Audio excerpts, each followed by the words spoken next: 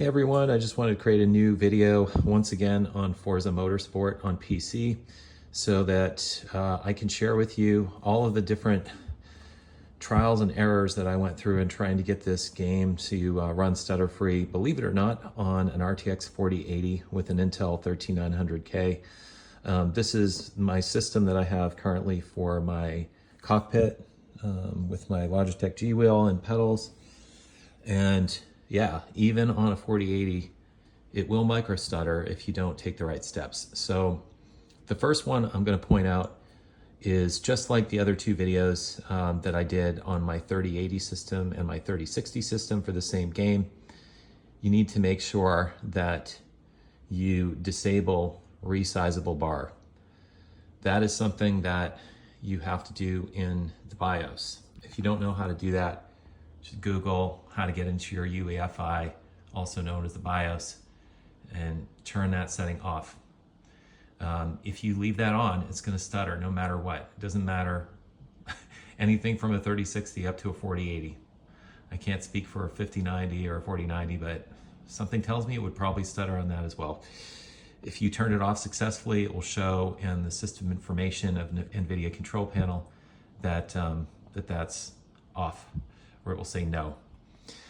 Okay, that is the most important, but unfortunately, doing that alone is not enough. It will still stutter if you do not turn off this next setting, which is called, in graphics, you would go into advanced hardware accelerated GPU scheduling. That must be off. If it is on, the game will micro stutter. And it's interesting, both of those settings I just talked to you about are also connected to the CPU. So it's probably no coincidence. I can't tell you why it is, but it just trust me, if you turn those off, your game's going to be running really well.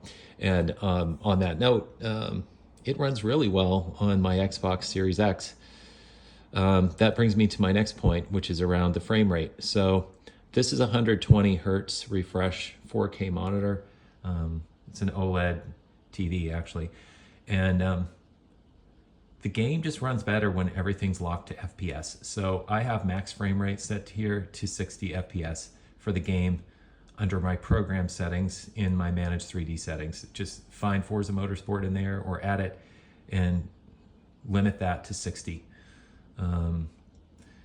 I also wanted to point out, I do have Nvidia G-Sync compatible enabled. Make sure you click down here so it's actually enabled for your screen. And it's just going to feel more fluid with that on, assuming that your TV or your monitor supports that. It's great and it works really well with that. So that's the first series of settings. While this is opening up and loading, I'm just going to point out, it's really incredible because I also have this game on my Xbox Series X. It runs so well on that. And an Xbox Series X is probably similar in power to like an RTX 3060 GPU. But it runs way better than my 3060 system. And, you know, the game was designed for Xbox. Xbox is pretty much more or less a 60 FPS type of system. So I believe it's just one of those games that tends to run better when you're running it at 60 FPS.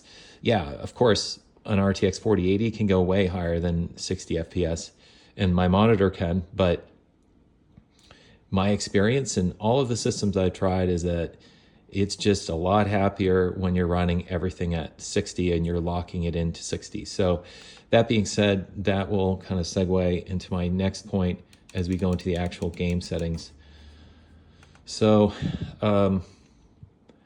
first of all, in display, you're going to set dynamic render quality to ultra for a 4080, that is. You'll notice in my other videos, I did not have those at ultra for my 3080 or my 3060. But for the 4080, set that to ultra. Resolution, I'm running at my native 4K. If you're running a 1440 panel, just set it to that. Nvidia DLSS, I have that set to ultra quality DLAA, so there's no upscaling there. It is running the full 4K. Graphics settings, Dynamic render quality is, again, it's going to be set to ultra. This is really important. Performance target has to be set to 60 FPS if you want this game to run smoothly. And trust me, it looks great, it plays great, it's very immersive at 60. And you absolutely have to enable VSync. If there's any confusion that you have around VSync as it relates to something like a locked frame rate or G-Sync compatible, Digital Foundry has a really good video explaining that. I used to think that VSync meant that it was essentially like not variable refresh rate, but it still is.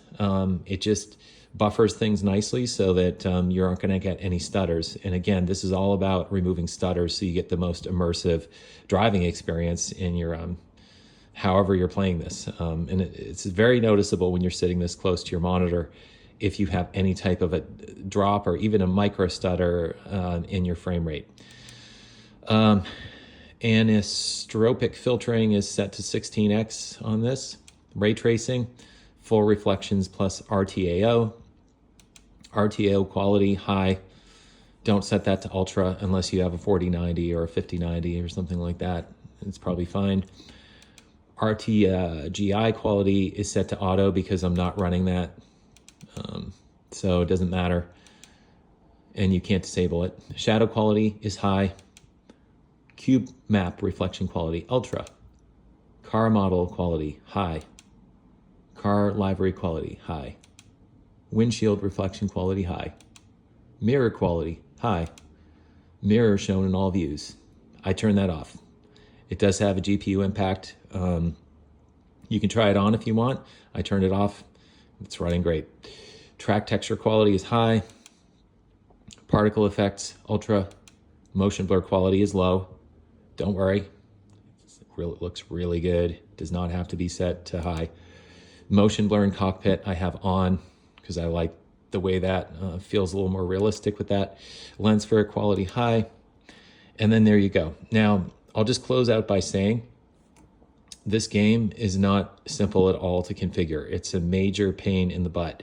I've tried all kinds of different settings in here in the game, including just setting everything to the highest possible setting, stuff like that, running it with TAA instead of Nvidia DLSS. And at this point in time, this is where I've settled after all of those tweaks, and it runs so well and it's so smooth and such a great experience that it just literally transforms the game into making it something that you're probably going to want to keep racing and racing over and over again. So hope that video was helpful for you guys, and that completes the series on this game.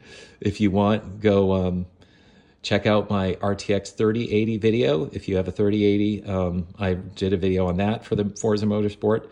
And I also did one for the same game on my RTX 3060 system, which is what I have in my basement when I'm on the exercise bike. This is a really great game, and all you have to do is set it up right. All right, have a great day.